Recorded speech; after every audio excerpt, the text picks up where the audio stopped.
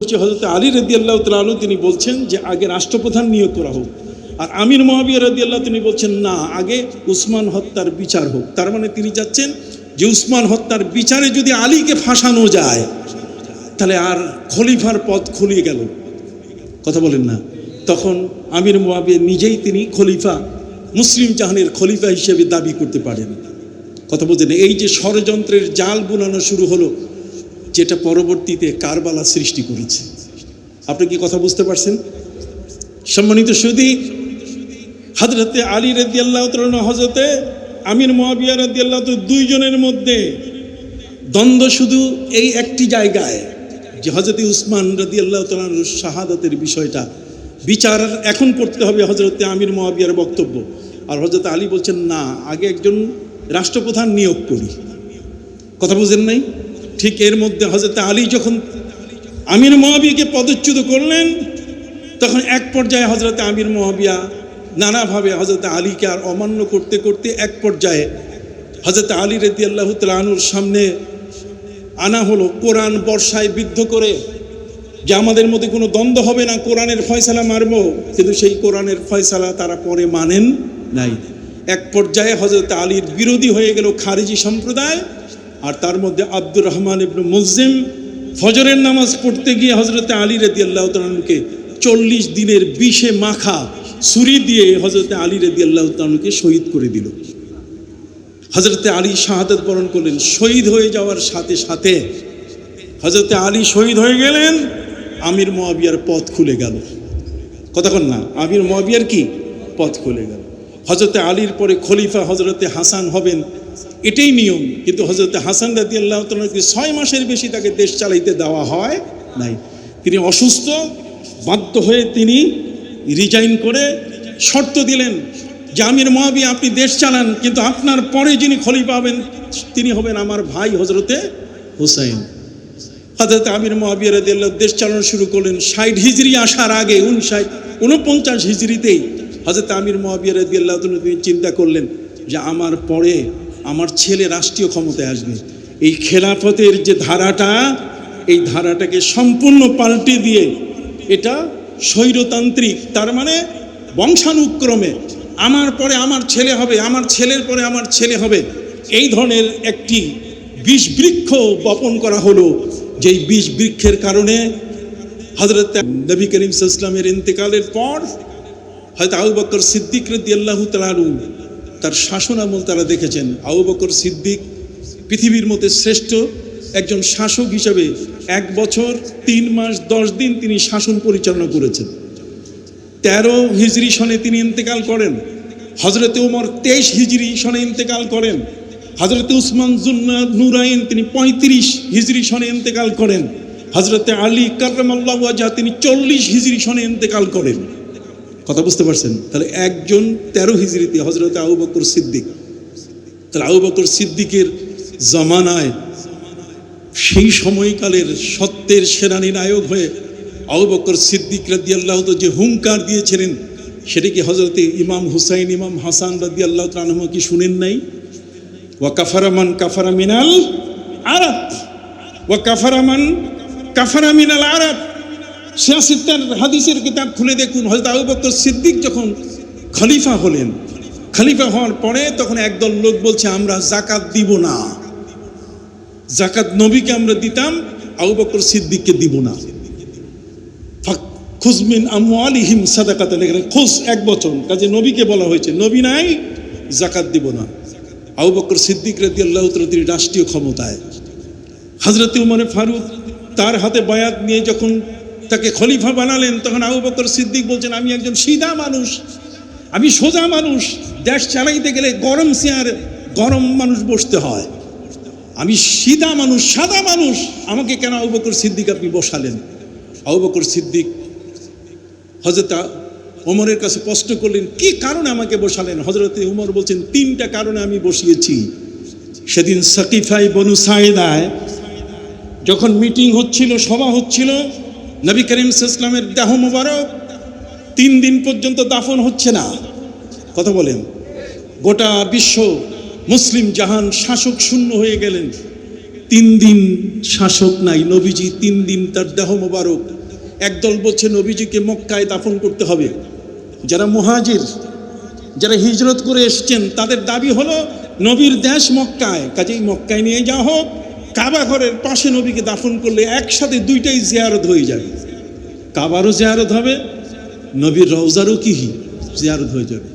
আনসাররা বলছেন না, আমরা বিপদের মুহূর্তে জায়গা দিয়েছি, বিপদের মুহূর্তে নবীর পাশে আমরা দাঁড়িয়েছি, আমরা আনসার, আমরা সাহায্যকারী, অতএব আমরা নবীজিকে সেখানে নিতে দিব না, নবীজি মদিনায় থাকবেন, তার দেহ মোবারক মদিনায়। এর মাঝখানে নেতা ফিতা দাঁড়িয়ে গেল, নেতারা বলছে আমার বাড়ির সামনে, ওই বলছে আমার বাড়ির সামনে।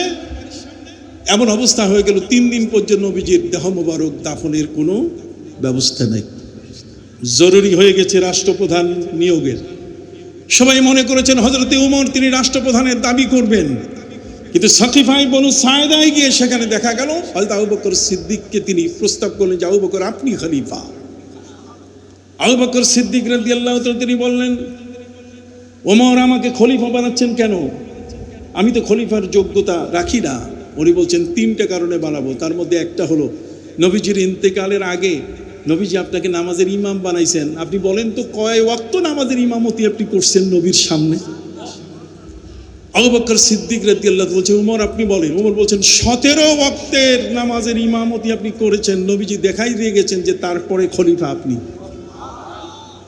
দ্বিতীয় নম্বর হলো ওয়াসানিয়াসনাইনি ইযহুমা ফিল গার, তার মানে ওই যে হিজরতের ভয়ঙ্কর রাতে, মনিত হিজরতের এই ভয়ঙ্কর রাতে ধারে সুরে আমি যখন ভয় পাচ্ছিলাম, আপনি যখন ভয় পাচ্ছিলেন, তখন নবী বলছেন ভয় পাবেন না, আল্লাহ আমাদের সাথে কি আছেন। এখানে সানিয়াসনাইনি আপনাকে দ্বিতীয় ঘোষণা করা হয়েছে।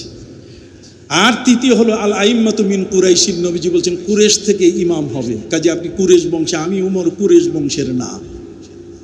সে আবু বকর সিদ্দিক রাদিয়াল্লাহু তাআলার শাসন আমল যারা দেখলেন, হযরতে উমরে ফারুকের শাসন আমল যারা দেখলেন, আল ফারিক বাইনাল বাতিল ওয়াল হক, উমরে ফারুক সত্য আর মিথ্যার পার্থক্যকারী যারা, তার শাসন আমল যারা দেখলেন, হযরতে উসমান যুন্নুরাইনের শাসন যারা দেখেছেন, স্বীয় পিতা হযরতে আলী রাদিয়াল্লাহু তাআলার শাসন যারা দেখেছেন, তারা কি ইয়াজিদের কাছে মাথা নত করতে পারে? হাত উঁচু করে আবার বলেন, তারা কি পারে? তারা কখনো পারে না। সময় যেহেতু কম, এই মহান ব্যক্তিদের মধ্যে হযরতে উমরে ফারুকের সময় যোগ্যতা দেখে তিনি আমির মুআবিয়া রাদিয়াল্লাহু তাআলাকে বলেছিলেন যে আপনি সিরিয়ার দামেস্কের দায়িত্ব পালন করেন। দামেস্কের জেলা প্রশাসক যেমন, এই জেলা প্রশাসকের দায়িত্ব তাকে দেওয়া হয়। কিন্তু হযরতে উসমান রাদিয়াল্লাহু তাআলার সময়কালে উমরে ফারুক যখন ইন্তেকাল করেন, হযরত উসমান রাদিয়াল্লাহু তাকে সিরিয়ার দায়িত্ব দেন যে আপনি সিরিয়ার গভর্নর। কিন্তু তাকে খলিফা ঘোষণা করা হয় নাই।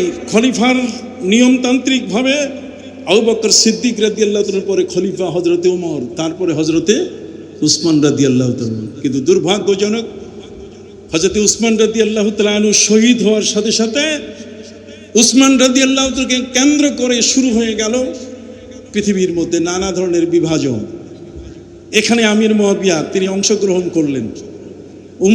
উসমান রাদিয়াল্লাহু তাআলার শহীদ হয়ে যাওয়ার পরে মদিনার আনসার, মদিনার যারা মুহাজির, মদিনায় যারা সাহাবায়ে কেরাম সবাই মিলে হযরতে আলীর কাছে তারা শপথ গ্রহণ করলেন যে হযরতে আলী এখন খলিফা।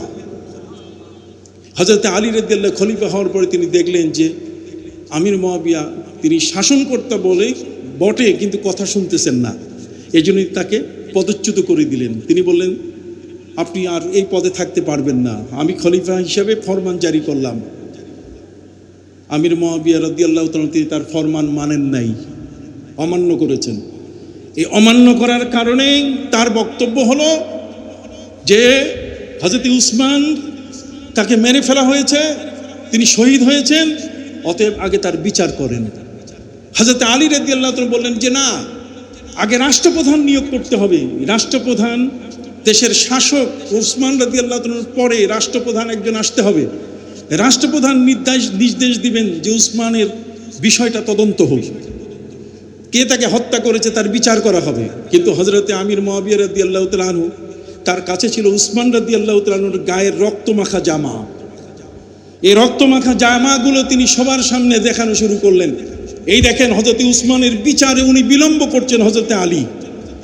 এই কথা বলার কারণে আম্মা জান আয়েশা, হযরতে তালহা, হযরতে জুবায়ের এই সবাই মিলে তারা এমন হয়ে গেলেন যে হযরতে আলীর সাথে তাদের মতবিরোধ শুরু হয়ে গেল। এক পর্যায়ে জঙ্গে জামাল, উটের যুদ্ধ হয়ে গেল। সে উটের যুদ্ধের মধ্যে এই একটি সাধারণ বিষয়কে নিয়ে হযরতে আলী বলছেন, আমি সরাসরি বলছি, হযরতে আলী রাদিয়াল্লাহু তাআলা আনহু তিনি বলছেন যে আগে রাষ্ট্রপ্রধান নিয়োগ করা হোক, আর আমির মুআবিয়া রাদিয়াল্লাহু তিনি বলছেন না, আগে উসমান হত্যার বিচার হোক। তার মানে তিনি যাচ্ছেন যে উসমান হত্যার বিচারে যদি আলীকে ফাঁসানো যায় তাহলে আর খলিফার পদ খুলিয়ে গেল। কথা বলেন না? তখন আমির মুআবিয়া নিজেই তিনি খলিফা, মুসলিম জাহানের খলিফা হিসেবে দাবি করতে পারেন। কথা বলছেন? এই যে ষড়যন্ত্রের জাল বুনানো শুরু হলো, যেটা পরবর্তীতে কারবালা সৃষ্টি করেছে। আপনি কি কথা বুঝতে পারছেন?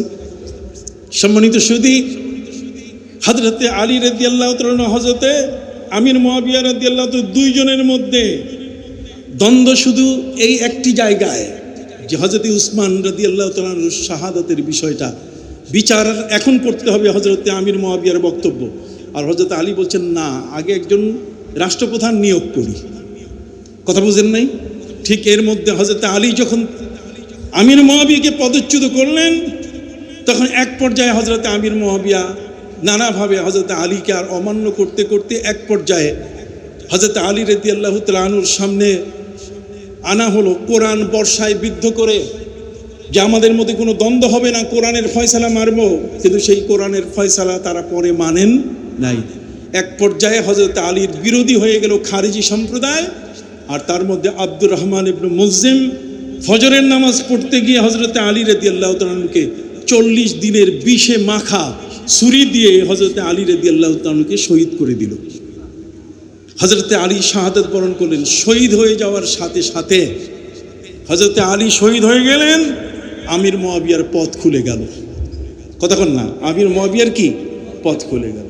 হযরতে আলীর পরে খলিফা হযরতে হাসান হবেন, এটাই নিয়ম। কিন্তু হযরতে হাসান রাদিয়াল্লাহু তাআলা 6 মাসের বেশি তাকে দেশ চালাইতে দেওয়া হয় নাই।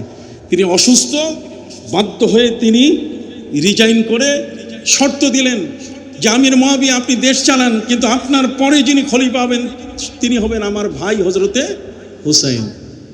হযরতে আমির মুআবিয়া রাদিয়াল্লাহু দেশ চালানো শুরু করলেন। 60 হিজরি আসার আগে 49 হিজরিতেই হযরতে আমির মুআবিয়া রাদিয়াল্লাহু তাআলা তিনি চিন্তা করলেন যে আমার পরে আমার ছেলে রাষ্ট্রীয় ক্ষমতায় আসবে।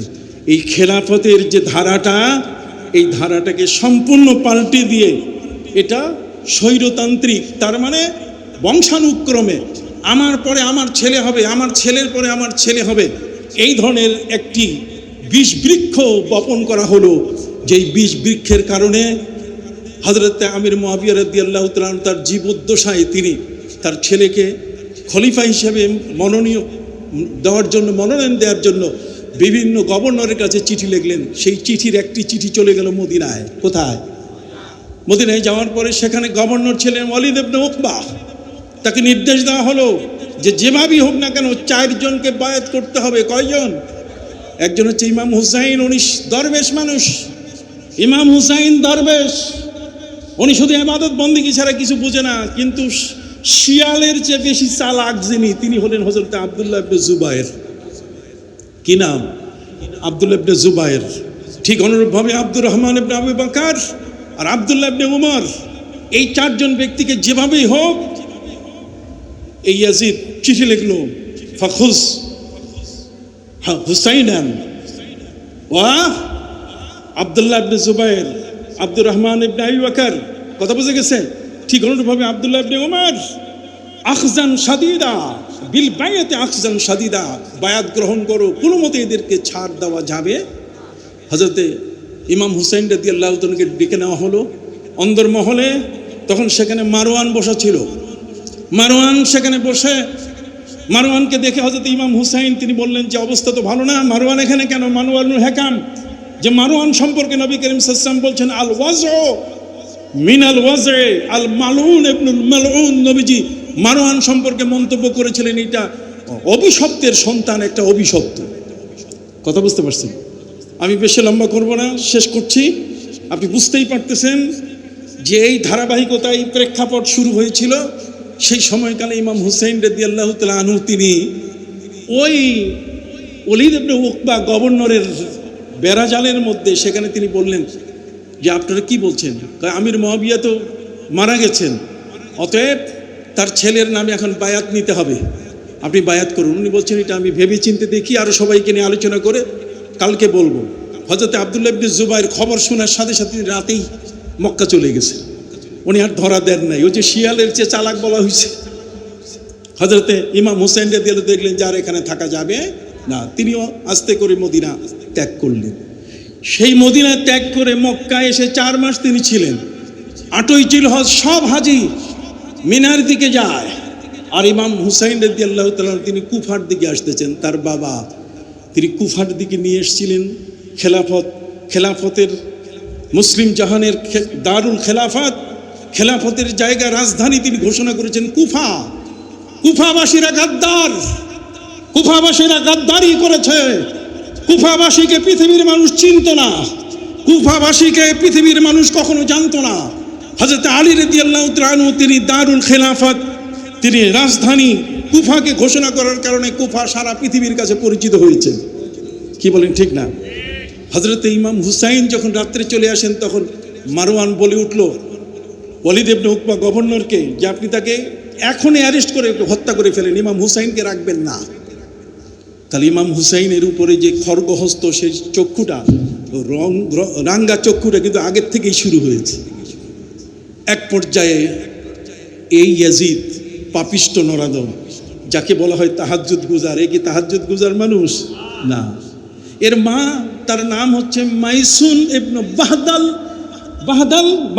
মাইসুন বিনতে মাহদাল আল কালবিয়া, এক খ্রিস্টান ঘর থেকে আসছে। তাহলে খ্রিস্টান ঘর থেকে আমির মুয়াবিয়া রাদিয়াল্লাহু তাআলা আনহুর মায়ের নাম হলো হিন্দা, যিনি উহুদের ময়দানে সৈয়দুস শুহাদা আমির হামজার কলিজা চাবিয়েছে। কতক্ষণ না, যদিও আত্মীয়তার দিক থেকে নবী করিম সাল্লাল্লাহু আলাইহি ওয়াসাল্লাম তিনি বিবাহ করেছিলেন আমির মুয়াবিয়ার বোন উম্মে হাবিবাকে। নবীর যে স্ত্রীগুলো কেন, যদি প্রশ্ন করা হয় এত স্ত্রী কেন